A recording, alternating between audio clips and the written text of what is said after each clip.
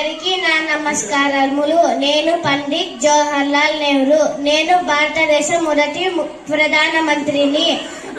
1947 నుండి 1966 వరకు అనగా 17 సంవత్సరాలు ప్రధానమంత్రిగా ఉన్నాను.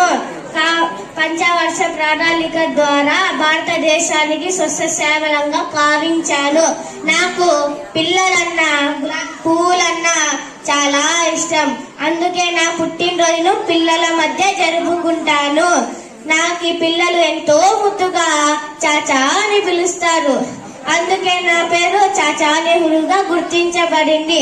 పిల్లలు, మీరు కూడా నాలాగే దేశమాత రుణం తీర్చుకోవాలి అనుకుంటున్నారా?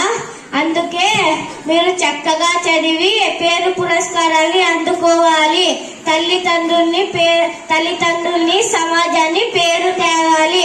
పేరు తెస్తారు కదా, మరి నేను ఉంటాను. జై హింద్. Very good.